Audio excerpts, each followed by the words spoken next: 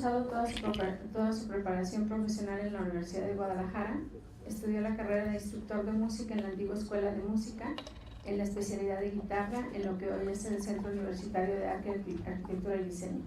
Egresó en el año de 1995 y después trabajó impartiendo clases de Historia del Arte y talleres de música. Ingresó a la licenciatura de Historia en el Centro Universitario de Ciencias Sociales y Humanidades de la misma universidad y cursó posteriormente una maestría en Historia de México. En este periodo obtuvo una beca del CONACYT, por lo que realizó una estancia en la Universidad de Sevilla, España. A su regreso defendió su tesis de grado titulada La Escoleta y Capilla de Música de la Catedral de Guadalajara, 1690 a 1750, que está próxima a publicarse.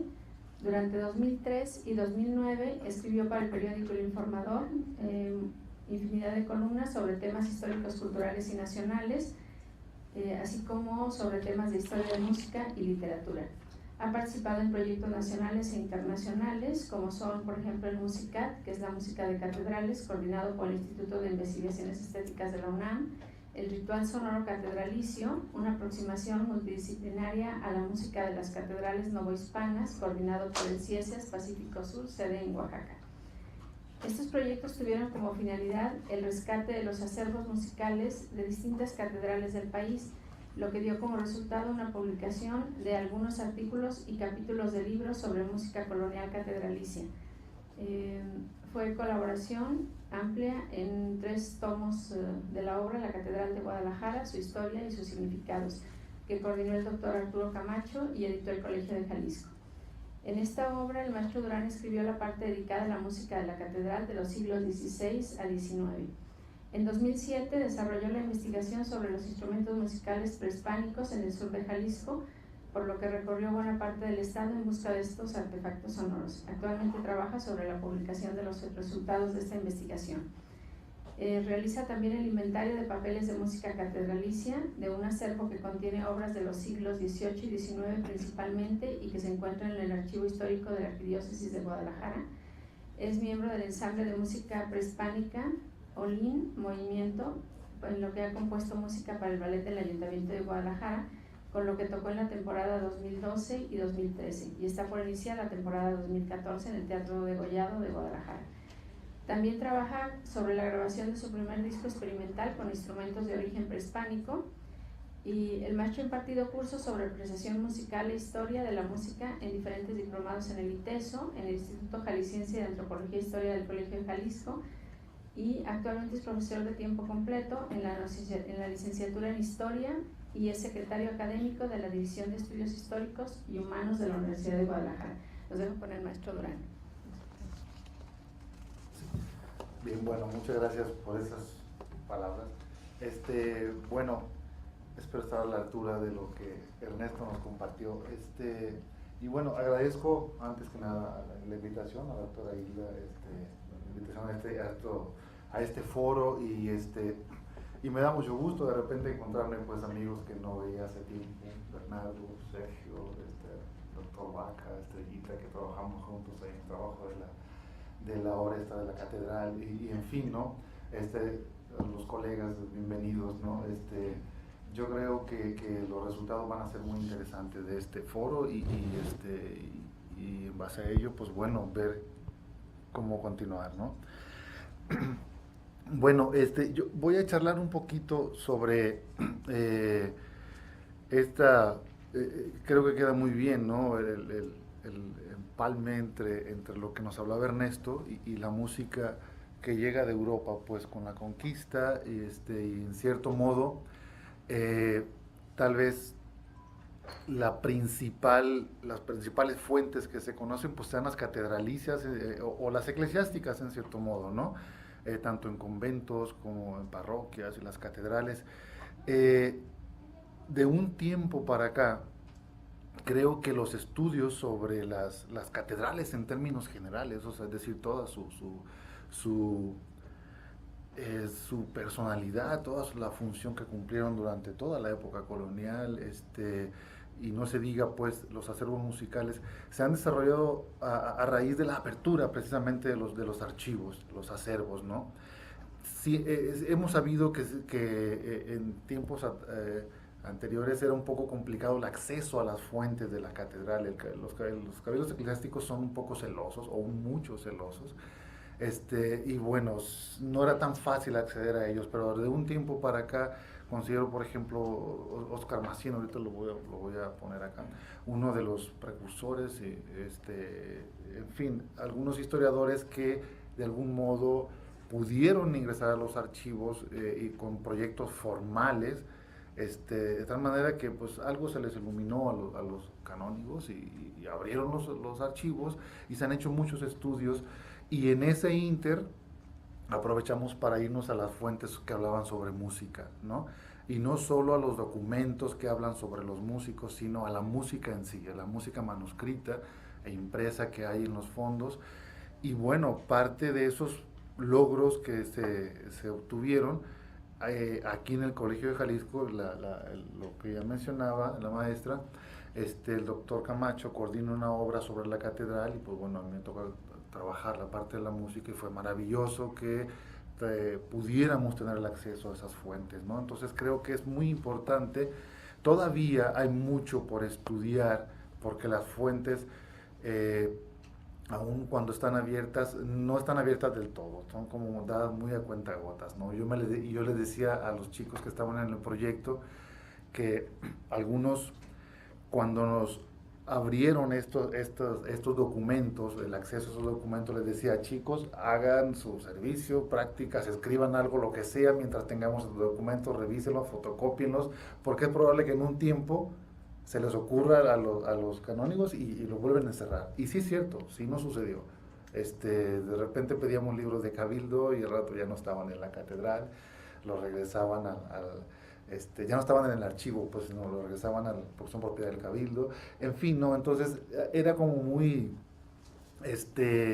intermitente. De repente teníamos los documentos y luego ya no los teníamos. Entonces en ese ínter pues nos dimos a la tarea de aprovecharlo al máximo, y sí, efectivamente se crearon algunas obras muy muy interesantes, ¿no? Y pudimos trabajar en proyectos amplios, ¿no? Nacionales e internacionales, coordinándonos con otras catedrales, con México, con Puebla, con Morelia, Oaxaca, ¿no? De hecho, aquí vi que están a la venta, no es publicidad ni nada, pero están a la venta unos libros que surgieron de un proyecto precisamente de esto, y son 5 tomos, cada uno de los tomos corresponde a una catedral o a una diócesis, y está el de Guadalajara, en el que su servidor ahí tiene una colaboración, pero está de Oaxaca, está de México, de Puebla, en fin, todo eso sale a raíz pues de que los archivos, los acervos se abrieron, y bueno, pues fue un rato de iluminación que qué bueno que les dio. Y curiosamente, no solo cuando decimos música colonial, no solamente nos referimos a la música eclesiástica, la música profana también de algún modo nos remite al ámbito eclesiástico. ¿Por qué? Porque en su mayoría esa música profana, incluso que fue perseguida, pues gracias a que fue perseguida se registró en el Santo Oficio, ¿no? Entonces, y ahí vamos a ver unos ejemplos de eso. ¿Esto qué nos dice? Pues que el gobierno eclesiástico de alguna manera permeaba toda la música, ¿no? La perseguía, en fin, y qué bueno que la persiguió, porque solamente así la podemos conocer ahora, ¿no? Y bueno, voy a pasar algunas imágenes y los iremos comentando. Espero ser breve con esto. Si la tecnología no me falla, porque al principio falló, pero creo que ya lo repararon. Bueno, entonces, vamos a comentar brevemente sobre lo que es la música colonial, particularmente, repito, no es que sea música únicamente eclesiástica, aunque en su mayoría sí lo es. ¿Por qué? Porque es la que está documentada, ¿no? Sabemos que la tradición oral también tiene muchísimo, guarda mucha herencia, pero de repente, precisamente por pasarse de generación en generación, de repente el estudio se hace mucho más complejo, ¿no? Porque si comparamos el estudio del, por ejemplo, el Butaquito, una canción que se canta ahorita, que luego es del cerro, de la Sierra Morena, la rastreamos de cómo se cantaba y se tocaba hace 50 años o hace 100 años, y son diferentes. Entonces hay que explicar toda esta variante regional, en fin, ¿no? Y bueno, en el caso de la música que quede escrita y que quien custodia todos esos documentos en su gran mayoría pues es la iglesia, ¿no? Y bueno, qué bueno que por lo menos para eso nos ayude pues la iglesia. Déjeme ver, ok, va.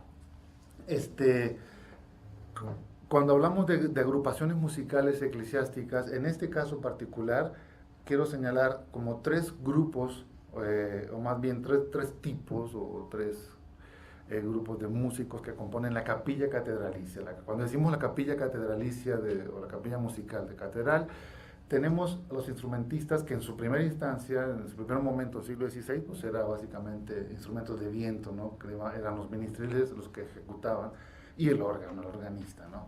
Estaban también los cantores, de los que ya nos hablaba un poquito en cuanto a los instrumentos Ernesto, las voces, que es soprano, alto, tenor y bajo, ¿no? Eran estos cantores de polifonía o canto de órgano, pero luego también eran los capellanes de coro, que eran quienes se dedicaban al canto llano, al canto gregoriano, y estos tenían un dirigente que era el sochantre, ¿no? Que a veces se confunde con el chantre, pero no tiene nada que ver. Y bueno, todos estos cantores de canto polifónico, de canto llano, instrumentistas, estaban dirigidos por el maestro de capilla. Era el principal responsable de lo que pasaba al interior de la capilla, ¿no?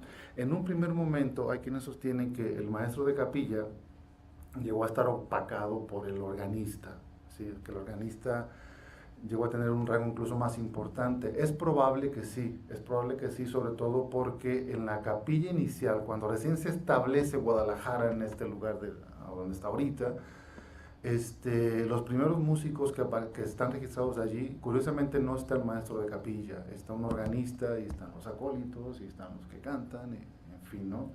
Entonces, pero bueno, sabemos que tradicionalmente el principal responsable es el maestro de capilla, ¿no? Que tenía que componer, dirigir y enseñar.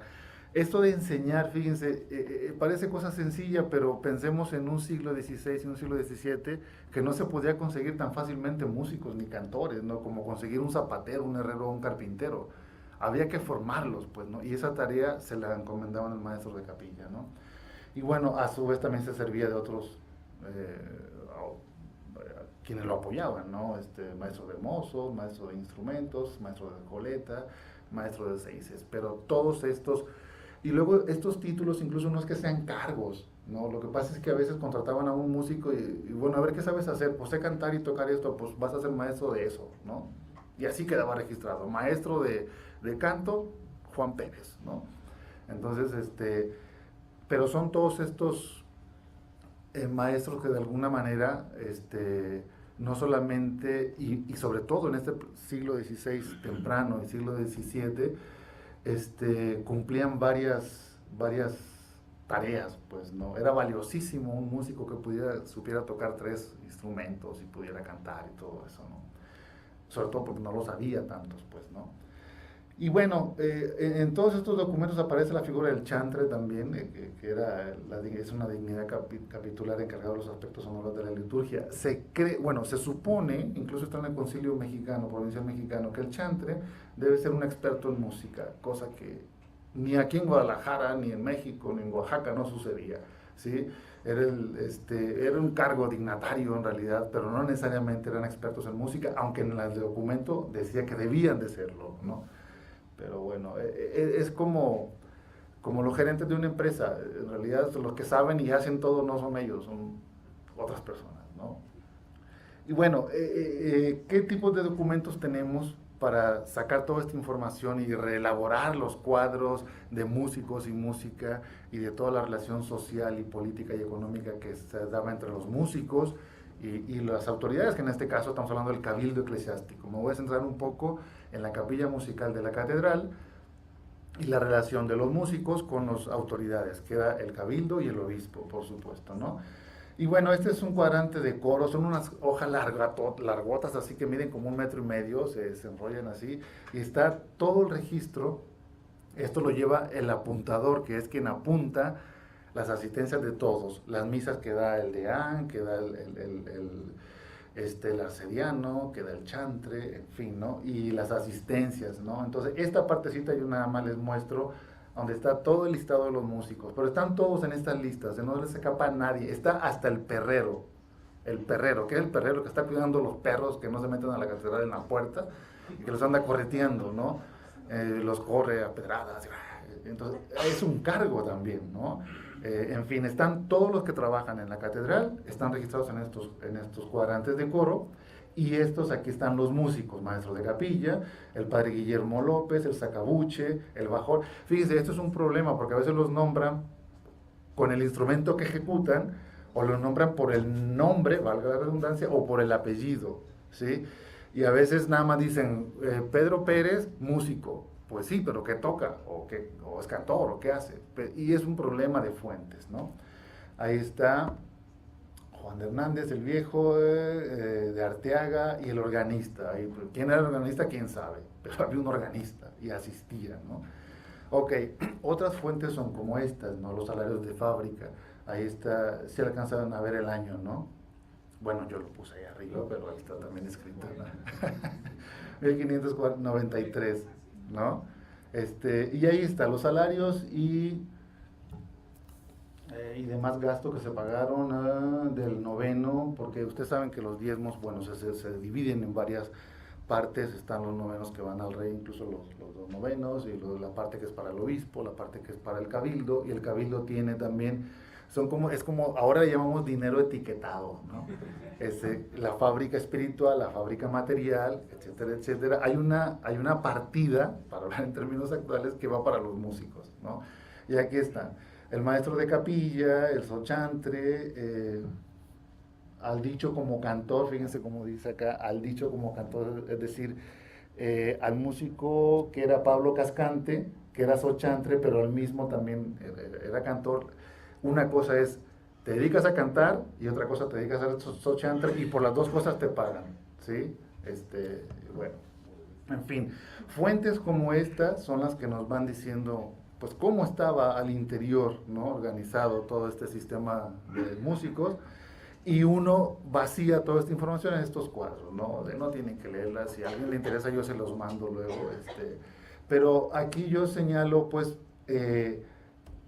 partiendo de este tipo de documento, de estas fuentes, pues vamos viendo cómo estaba formada la capilla musical, ¿no? Qué instrumentos en los que se indique, para darnos una idea de cómo pudo haber sonado, pues, ¿no? Los instrumentos de bajón, chirimías, orlos, cornetillas, flautas, están el organista, obviamente, en fin, ¿no? Maestro de capilla. La figura del maestro de capilla definitivamente va a quedar como la más importante, la de mayor responsabilidad, la que incluso se le pagaba más al maestro de capilla que al organista. Pero curiosamente, cuando no había dinero, más bien, y que se clausuraba la capilla, despedían hasta el maestro de capilla, pero dejaban al organista, por lo menos al organista y unos 2 monos que cantaran, ¿no? Entonces, la importancia y la principal responsabilidad de la capilla residía en el maestro de capilla y en el organista, principalmente el maestro de capilla, ¿no? Y bueno, esta figura del maestro de capilla, pues es una figura que viene desde Europa, obviamente, y desde la Edad Media ya existía y se implementa, y algo bien importante, hacia 1400, ¿qué será? Debe haber sido como 40 y algo, ¿sí? El Papa Nicolás V da la posibilidad de que un maestro de capilla, ¿sí?, pudiera tener una ración, es decir, de algún modo, incluso, poder formar parte del cabildo eclesiástico, ¿no? O servirse de sus beneficios económicos, aún, como dice allí, aunque no sea gramático, ¿no? Si es bueno en música y hace sonar bonito la capilla, pues bueno, se puede ganar, se le puede dar una ración. Ser racionero del cabildo también le da la posibilidad de poder decidir a la hora de las votaciones, a ver qué hacemos con con esto otro, ¿no? Entonces el músico, no en todas las catedrales se implementó esto, de que el maestro de capilla pudiera tomar parte de las decisiones en el cabildo, ¿no? Pero bueno, aquí en Tlaxcala se implementó, el rey también otorgó la ración al organista, no al maestro de capilla, al organista, ¿no? Entonces, por eso destaco un poquito esto, ¿no? La importancia de estos 2 músicos al interior de la catedral. Maestro de capilla, bueno, Del siglo XVI, yo creo que es fácil imaginar todas las ciudades que se fundaron en el siglo XVI en México, Nueva España, lo que fue Nueva España, pues Guadalajara, Oaxaca, Chiapas, San Cristóbal, estas que fueron sedes de diócesis, pues hay que imaginarlas, eran ranchitos pequeños, ¿no? O sea, en donde, repito, era más fácil encontrar a un carpintero o a un cantero que a un músico. Entonces, está el caso de Antonio de Vera, que creo que es el que figura en el caso de Guadalajara como el primer maestro de capilla. Pero vean ahí, se le pagaba por muchas cosas, ¿no? Como había pocos músicos, lo ponían a cantar, a tocar esto, a enseñar a los mozos, y por todo eso le daban un salario, ¿no? Entonces, pues bueno, yo creo que se rayaban los cuates, ¿no? Alonso Vélez Sarmiento, creo que desde mi punto de vista es el maestro de capilla más importante del siglo XVI en Guadalajara, y hace falta mucho estudiar todo su papel. Él vino en la Ciudad de México, duró aquí varios años, pero lamentablemente fue quien le tocó también soportar las clausuras de la capilla, ¿sí? Entonces, me da la impresión de que cuando clausuraban la capilla, él se quedaba sin chamba, se regresaba a México, la volvían a abrir y venía para acá otra vez. Entonces, era un poco complicado, pero así funcionaba, pues, ¿no? Él fue quien introdujo los instrumentos de viento en la capilla. Hay que pensar algo, y es algo casi de sentido común. Se establece la ciudad, se establece la sede, que incluso en su principio no estaba en Guadalajara, como saben algunos, estaba en Compostela, y que fue un proceso de 1542, 43, no, 48, que se creó la diócesis, perdón, hasta 1560, que se logra traer la sede de Compostela acá. Entonces hubo incluso un obispo que jamás se fue a Compostela porque dijo, muchos mosquitos, mucho calor, de tierra, es infernal eso, yo me quedo en Guadalajara. Se hacen gestiones, se vienen para acá. Se establece aquí la sede, entonces esta catedral primaria pues es pues muy incipiente, la ciudad unos cuantos pobladores, entonces, y como la norma dice que los servicios litúrgicos tienen que sonar de tal o tal manera y tiene que haber tantos cantores, pues hay que conseguirlos a como de lugar, ¿no? Son cantores primero y luego se introducen, es Vélez Sarmiento quien desde mi punto de vista introduce los instrumentos de viento a la capilla, ¿sí? No hay cuerdas todavía, entonces es elementalmente aerófona y con cantores. Amplió el repertorio musical, a él se le debe, lamentablemente ese repertorio no lo conocemos, o no lo conozco, para no sonar tan ostentoso, no lo conozco. El repertorio principal del siglo XVI, siglo XVII es desconocido hasta la fecha. Hay algunas obras que están en la catedral, ahí, que parece que algunas son del siglo XVII. Siglo XVIII sí hay varias, pero y esas sí están en el archivo, que lo estamos trabajando, como ya me lo mencionaba aquí la doctora. De esas sí se conocen, ¿no? ¿Cómo imaginamos que qué pudieron haber tocado estos músicos del siglo XVI en Guadalajara, en la catedral? Podemos deducirlo, porque a la hora de que los contratan se les dice, bueno, tu tarea es dirigir a la capilla, hacer esto, otro, y componer, y hay que componer música para Corpus Christi, Navidad, Semana Santa, ¿sí? Ave María, los himnos, maitines, ¿no? Maitines a San José, maitines en fin, ¿no? Entonces, esa es la orden que se les da. Que lo hayan hecho, quién sabe. Entonces, nada más inferimos que era más o menos el repertorio que componían, ¿no?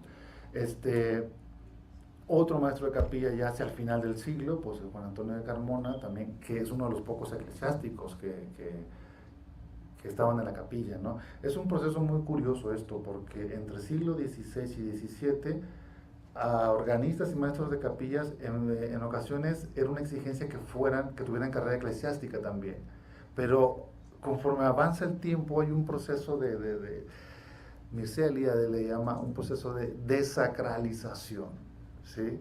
En donde en el caso particular de la capilla, como que van siendo cada vez más seculares, pues, ¿no? Y al rato, pues, para la iglesia resulta un poquito complicado que sus clérigos se formaran como músicos a un nivel de poder dirigir una capilla. No digo que sea imposible, pero no hay tantos casos. Hay más casos en los que los principales organistas y maestros de capilla no eran clérigos, ¿no? Entonces están como contados algunos de ellos, ¿no? Estos cargos, como dice ahí, eran intermitentes por la clausura de la capilla. Y bueno, aquí nada más destaco, efectivamente, lo que pasaba con los maestros de capilla, que los contrataban por un tiempo y luego luego ya no, porque a lo mejor les ofrecían más dinero, ¿no? Otros iban a Oaxaca, a México. Lo mismo pasaba con los organistas, pues, ¿no? Se habla mucho aquí en Guadalajara y lo han repetido hasta la saciedad muchos historiadores de que el primer organista fue Pedro de Merlo, de aquí de la Catedral de Guadalajara, pero curiosamente don Pedro era esos organistas, de esos músicos que lo ponían a tocar cuando no había otro, ¿sí? Cuando quedaba vacante la plaza, pues que le digan a Pedro mientras conseguimos otro bueno. Entonces era el que tocaba, ¿no? Y es curioso, pues, ¿no? Él no era organista de formación, digámoslo así, pues, ¿no? Todos los huequitos que están allí era porque tocaba Pedro, ¿no?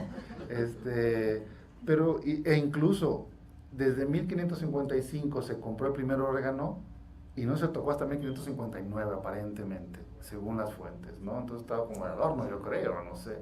O subían a alguien ahí, va a ver, toca un acorde de do y a ver, todos acompañan. Al fin y al cabo es canto llano, ¿no? Entonces no es tan complicado, ¿no? Entonces aquí está un listado ahí más o menos que elaboré de algunos organistas que aparecen y quiero destacar Indio Tarasco, Baltasar Olín, ¿sí? La participación que ahorita menciono más adelante de los pueblos indígenas en la capilla fue impresionante al grado de que Bernardo de Valbuena, cuando es secretario del Cabildo, y es por estos años que dice, se preocupa por mandar traer músicos y armar y apoyar a lo que le proponía Vélez Sarmiento, el maestro de capilla, de armar el equipo, el grupo musical con cantores, instrumentistas. Él mismo dice, ok, que me vayan a Michoacán y traigan instrumentistas y traigan indios cantores, ¿sí? No se vengan de allá sin que traigan indios cantores, un coro de indios cantores, ¿no? Efectivamente la participación, se ha dicho, incluso ya Ernesto lo comentaba, y lo hemos destacado siempre, que ese virtuosismo de los músicos en la ejecución. Hay algunos colegas que llegaron a decir, es que eso tiene más que ver con ese patriotismo, pues, del mexicano, de decir, no, eran muy buenos músicos y ambidiestros y tocaban 3, 4 instrumentos a la vez, pero es más por destacar esa grandeza o esa supuesta grandeza prehispánica. Pues no, en la época colonial está documentado que los mismos responsables de las capillas musicales siempre andaban buscando indios, cantores, instrumentistas, porque sabían que eran excelentes. No quiero decir con esto, ni tampoco quiero demeritar el trabajo de los europeos, ¿no? Claro que sí venían también y formaban parte de la capilla, pero está clarísimo que los mismos responsables siempre procuraban tener a estos músicos indígenas en la agrupación. Y bueno, ya les comentaba que esta inestabilidad, pensemos en un siglo XVI en donde no hay tanto dinero, no hay tanta, pues está ahora sí construyendo la ciudad y construyendo toda la cultura europea que se trajo y se implantó acá. La capilla cerró por lo menos unas 5 o 6 veces durante el siglo XVI. Ahí están algunas fechas. Regularmente era por falta de dinero, y falta de músicos también, ¿no? Y bueno, aquí tengo un pequeño listado también de lo que se hizo en un suceso importantísimo para la catedral, para la sede, que fue el traslado de la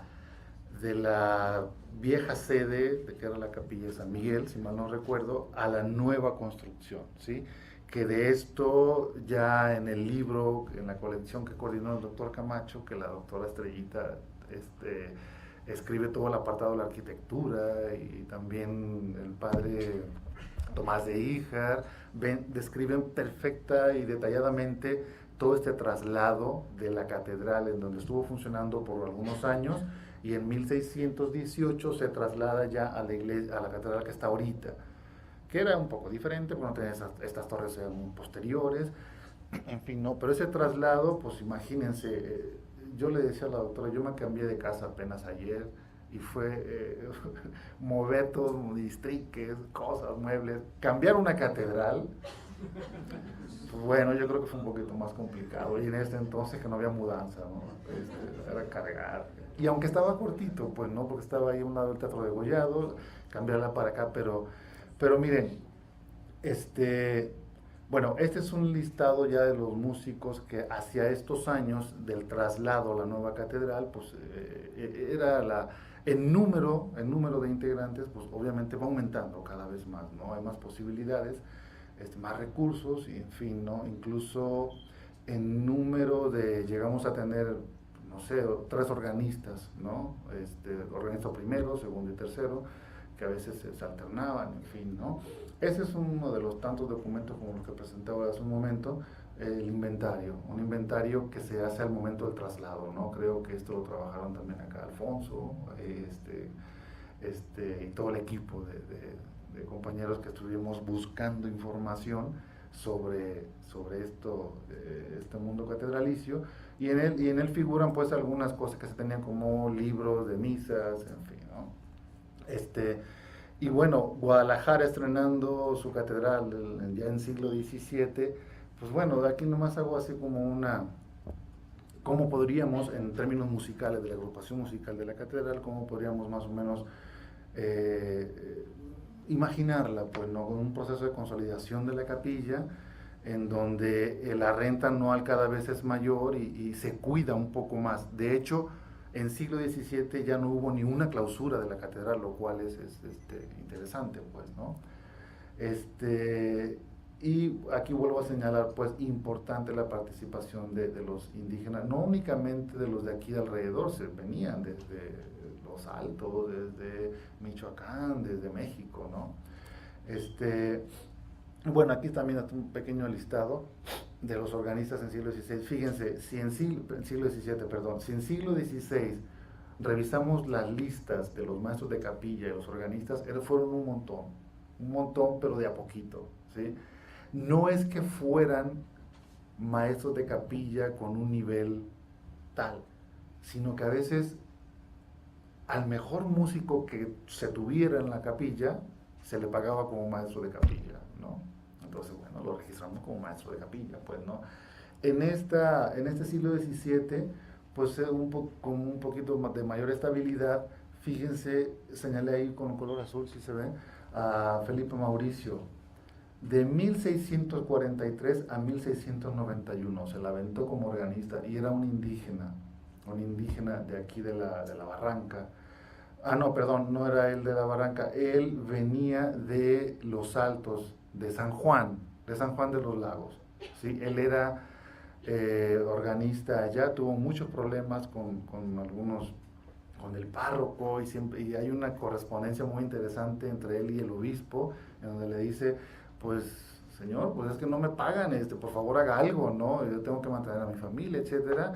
Y por ahí debe haber surgido la propuesta, pues vente acá, ¿quieres tocar? Vente, ¿no? Se viene, en 1642 se establece, pero luego se regresa a arreglar asuntos pendientes a San Juan, y cuando se reviene otra vez a Guadalajara se trae a toda su familia. Le dan una casa, se trae a su esposa, a sus hijos, y él en agosto del 43 se sienta frente al órgano y no se levanta hasta 1691. O sea, es la organistía más larga que yo conozco, ¿sí? Casi toda la segunda mitad del siglo XVII se la aventó él como organista.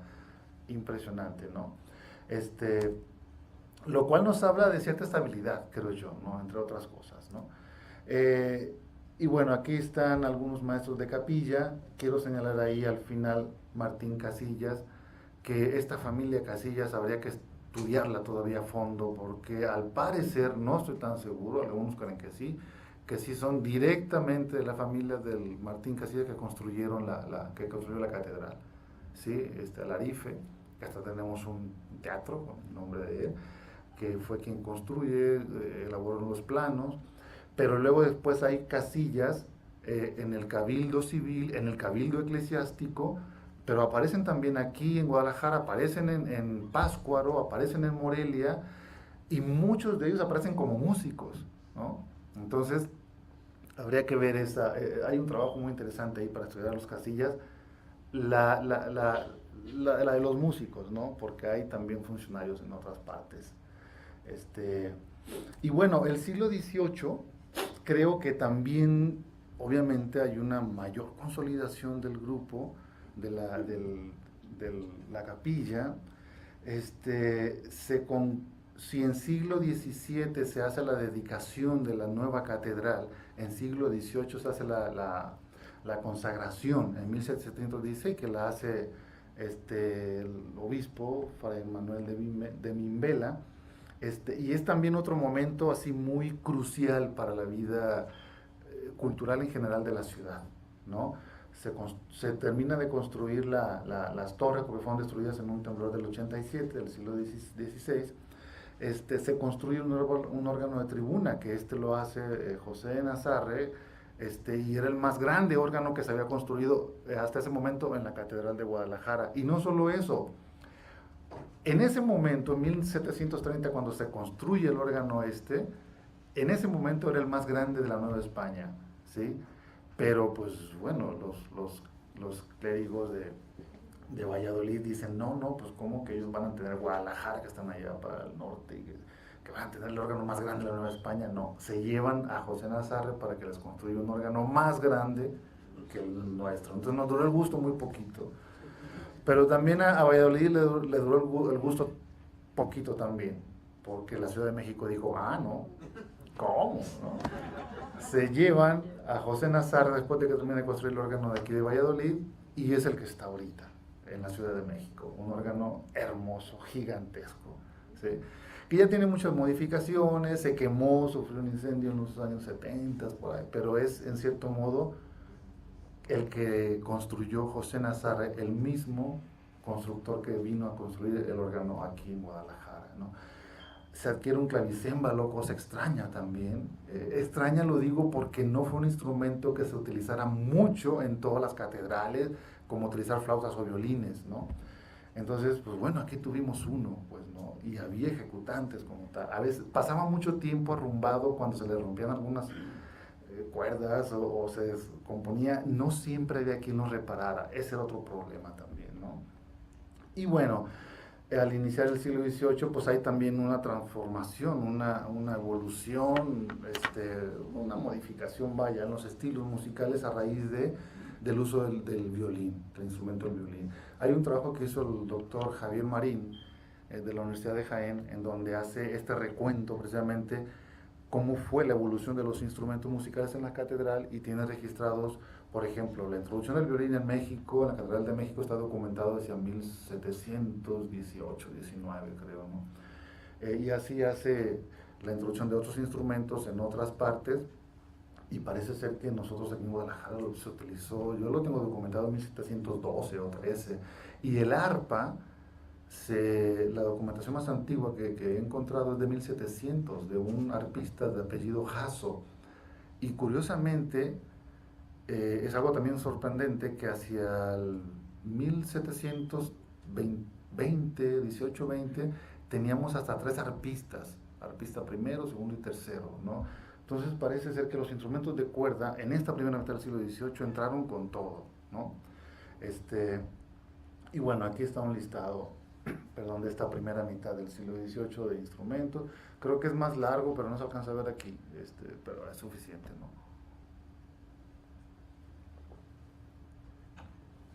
Podemos ver ya violón, corneta, por ahí un bajón, arpa. Ahí está Antonio Zamora, que fue un virtuoso este señor.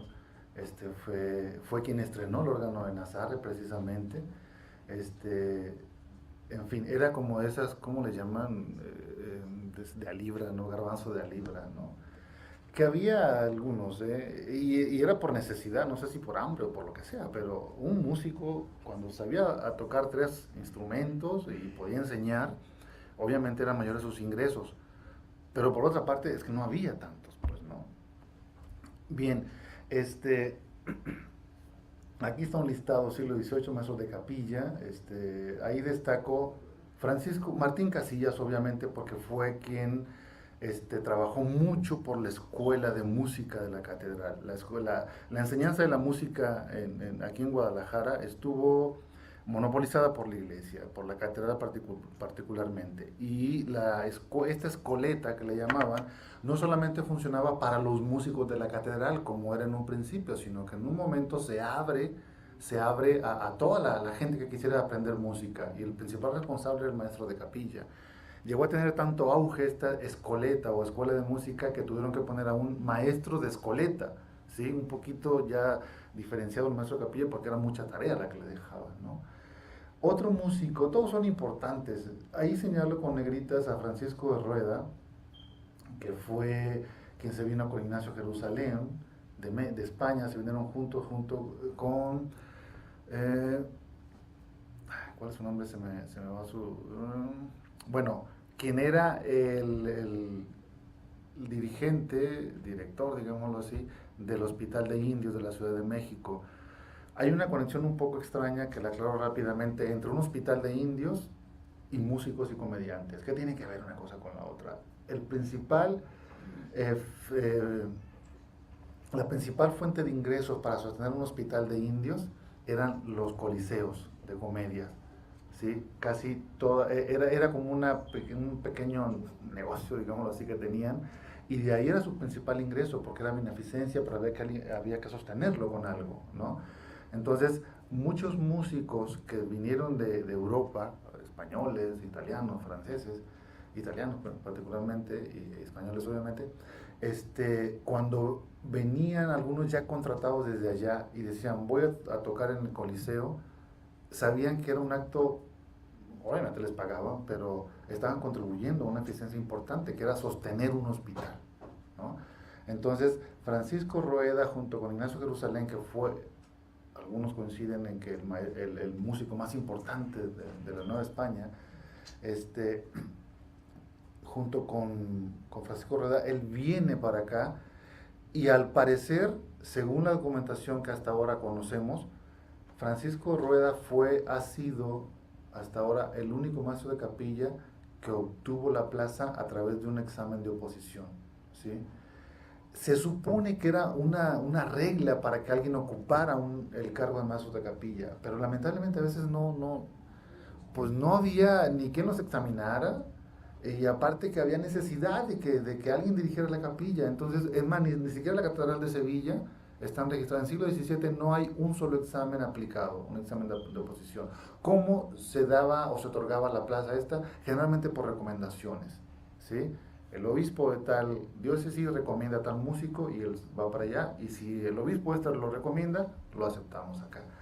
Y aparte que no había como mucha competencia, pues, ¿no? Aparentemente. Y en este caso, hacia la mitad del siglo XVIII sí la hubo varios opositores, creo que fueron 5, y se hizo el examen, y Francisco de Rueda resultó ser quien ganó la plaza, pues, ¿no? Perdón, hay otra familia, los Placeres, Miguel Placeres, José María Placeres, y hay otros Placeres, los Placeres de la Capilla, que ejercieron, aunque ellos dos son los que ocuparon cargo de maestro de capilla, ¿no? Esta es una de las obras, en el acervo que estamos inventariando y catalogando, que está en el archivo histórico, no en la catedral.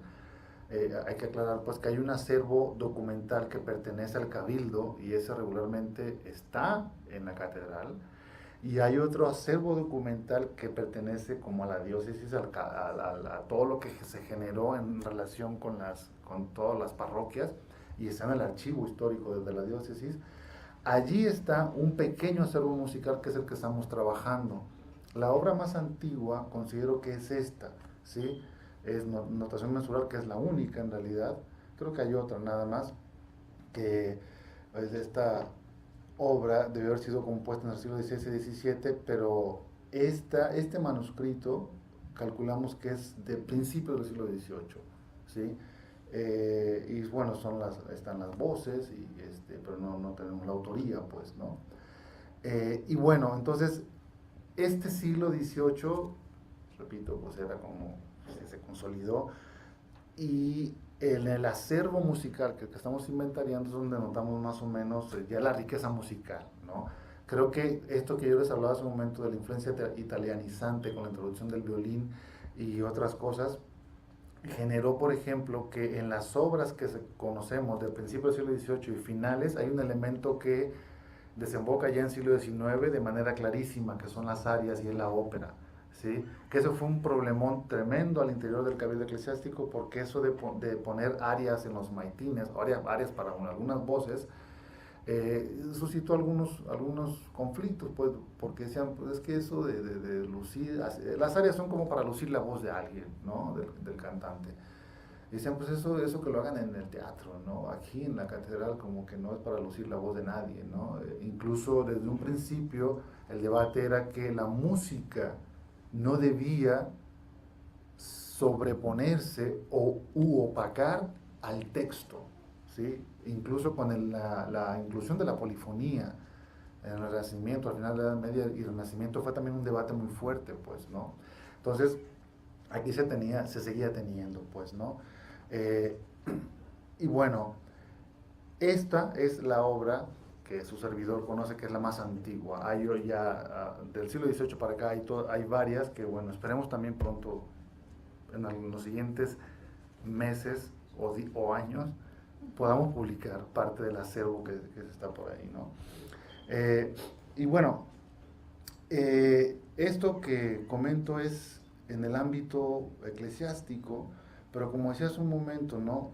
Creo que con la contraparte, si cabe la palabra, la contraparte de la catedral como escenario musical, pues era el teatro, pues, ¿no? Donde estaba la ópera, zarzuela, en fin, y es donde se da un fuerte impulso a la música profana. Y era un pleito constante, pues, porque los principales músicos de las catedrales, suponemos que eran los mejores, muchas veces pues, no tenían tampoco un ingreso suficiente y lo que hacían era tocar fuera de la catedral y a veces estaba muy penadísimo eso. O sea, a veces incluso los multaban cuando tocaban en otra parroquia, ¿sí? O sea, y no se diga tocar en un coliseo o en el teatro, ¿no?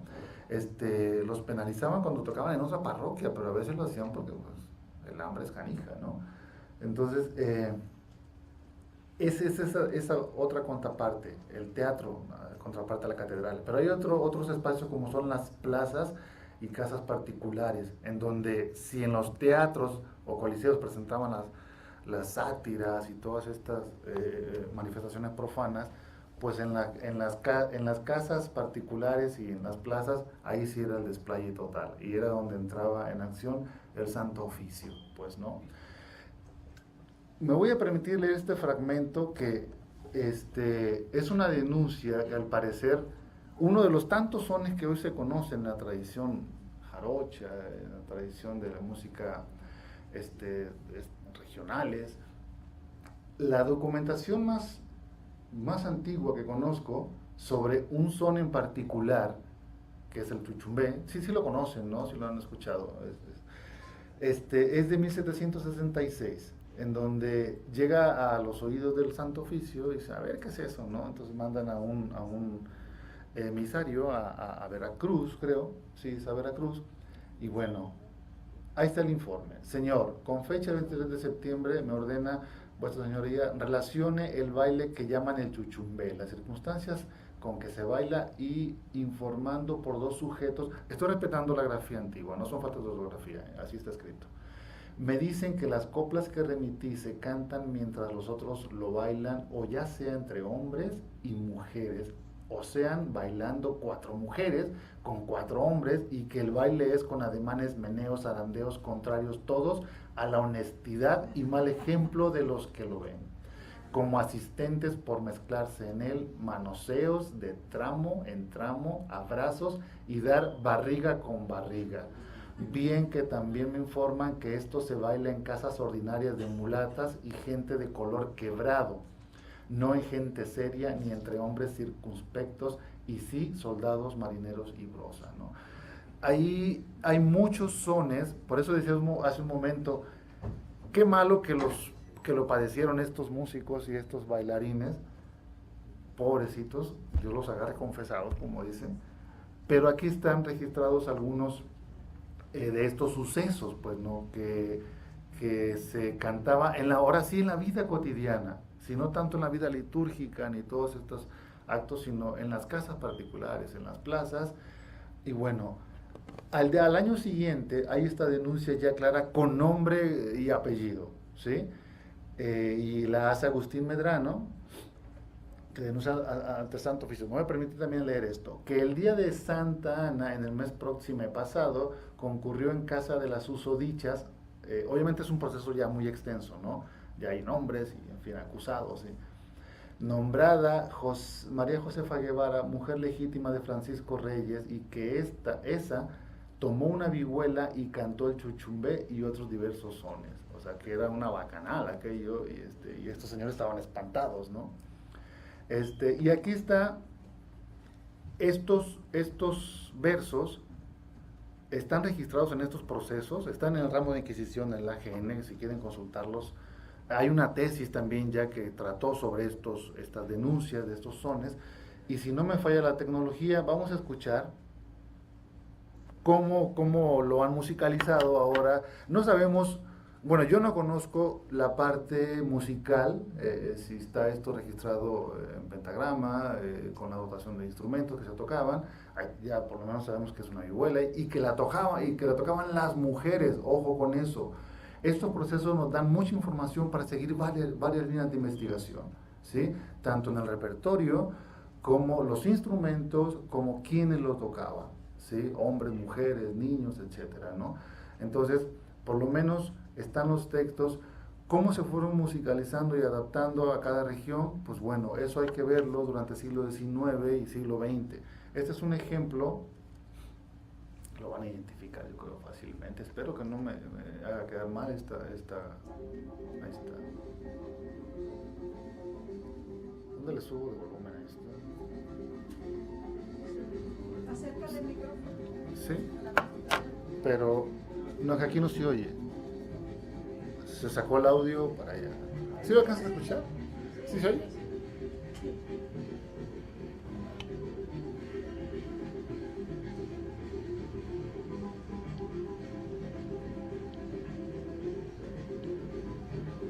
Quiero que escuchemos nada más.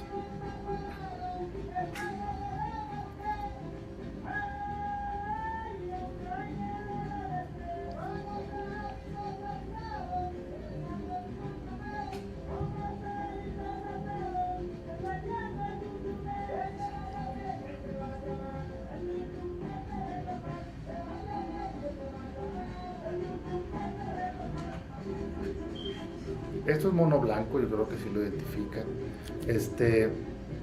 Muchos de estos versos no están registrados en los procesos, pero estos sí. ¿Sí? Entonces, estos versos, por cantarlos en siglo XVIII, fueron perseguidos. Ahora hasta los bailamos, ¿no? Los andarios, y qué bueno.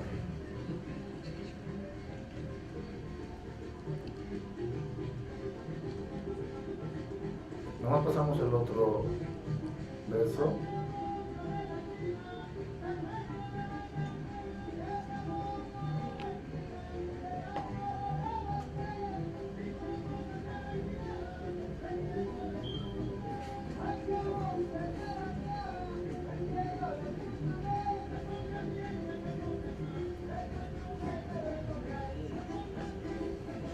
Bien. Bien, entonces, repito, perdón, la apagué. Estos versos, creo yo que los procesos del Santo Oficio todavía tienen mucha información. Hay una obra de un historiador, se apellida del Toro, en donde estudia algunos casos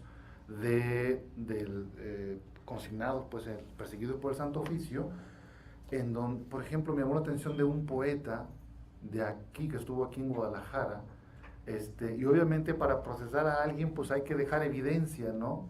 Y como no había grabadora ni nada, que bueno, están registrados, están escritos, y muchas veces echamos mano de ello para ahora sí, como alguien decía hace un momento, rescatar o reelaborar, reconstruir y presentarlos, ¿no?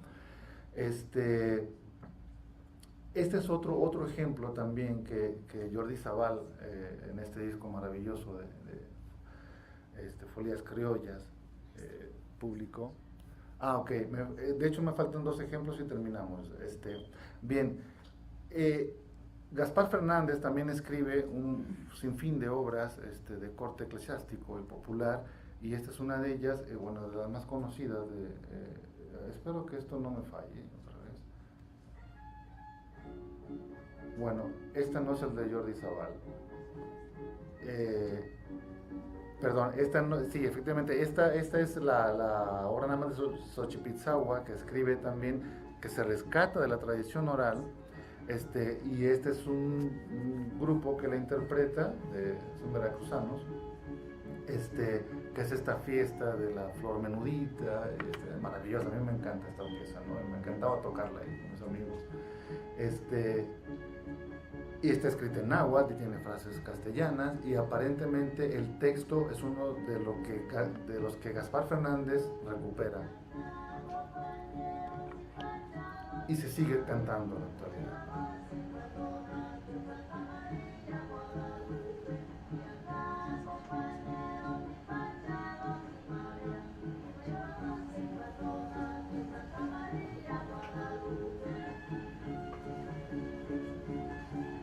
Bien, este otro ejemplo, Vicente Ortiz de Zárate fue, digamos así, el último maestro de capilla de la etapa colonial, ya para entrar a la etapa independiente, y compone, hay varias obras de él, afortunadamente.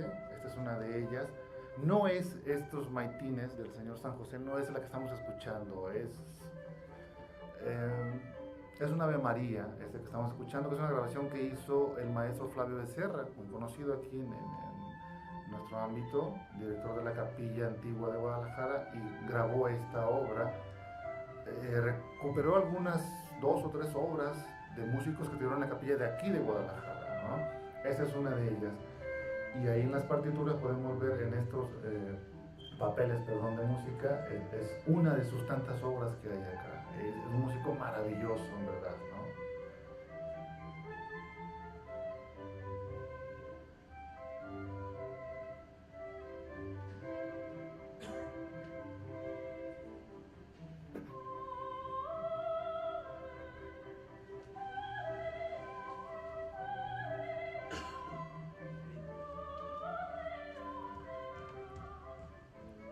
La familia Ortiz de Zárate también fue otra familia con músicos muy destacados, entre ellos tal vez sea el más destacado, Vicente Ortiz de Zárate, pero hubo uno incluso que, si mal no recuerdo, venían también de Pátzcuaro ellos, esta familia de Michoacán. Uno de ellos, o uno muy cercano a esta familia, fue después perseguido porque se sumó a las filas independentistas. Dejó el instrumento y agarró el fusil y se fue con Hidalgo y dijo, ahí se ve, ¿no? Y es un caso muy interesante el de este músico. Este otro, perdón, va. Bueno, esta es una, ya casi para terminar, esta es otra obra, que la han grabado mucho, es una obra creo de Jerusalén. Jerusalén no estuvo aquí en la Capilla de Guadalajara, pero sí hay obra de él aquí que se interpretó, ¿sí? Esta la grabó el maestro Aurelio, me acaba de decir Sergio que también la grabaron ellos en Ars Antigua, creo, si mal no recuerdo. Pero esta es una versión que hace para coro el maestro Flavio Becerra. Escuchamos un fragmento.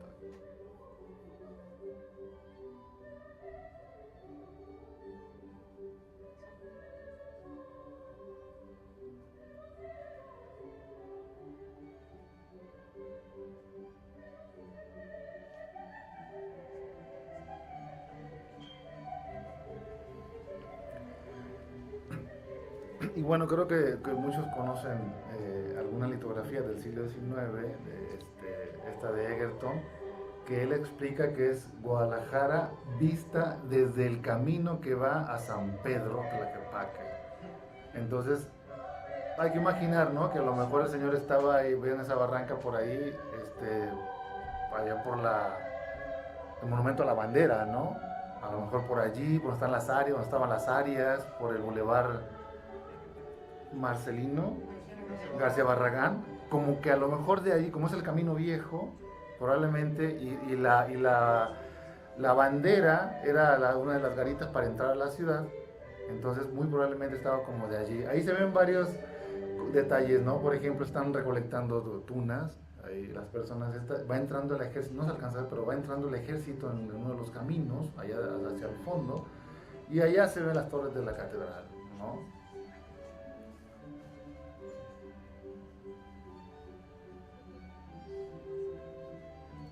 Y bueno, con esto terminamos. Ese es cuando se requiere un maestro de capilla en la catedral, o algún organista, algún otro músico, se emiten edictos, ¿sí?, a las principales catedrales para ver quién puede ocupar la plaza, así como lo hace ahora el CONACYT y la UDG y la UNAM. Anuncia plazas y hay que competir, y si tienes los méritos, pues es tuya, si no, pues suerte para la próxima. Este es un edicto para buscar maestros de capilla cuando muere Vicente Ortiz de Zárate en 1828. Obviamente ya estamos en otra etapa independiente, pero eso ya es otro avión. Edictos son edictos un poco grandes, más o menos así, y se publican en la puerta, sobre todo en la entrada de la catedral, y se mandan a las principales. En el caso de aquí se mandaban a Puebla, Valladolid, México, Durango, creo que para ese entonces también, y bueno, es un proceso un poco largo, ¿no? Pero bueno, se pone el edicto y a hacerle el concurso. Repito, no siempre se hace un examen de oposición. Si llegaba uno, pues él, ¿quién más, no? Entonces, pues bueno, obviamente estos estudios, revisar todos estos papeles de música es para, nos abre la posibilidad de muchos tipos de estudios distintos, ¿no? Desde económicos, filosóficos, relaciones de poder, en fin, ¿no? Filosofía de la música, normatividad. Toda la música que se ejecutaba estaba en una normatividad, no siempre se cumplía, entonces ese era el pleito que se seguía, ¿no? Y pues bueno, de mi parte es todo. Yo les agradezco la atención y pues gracias.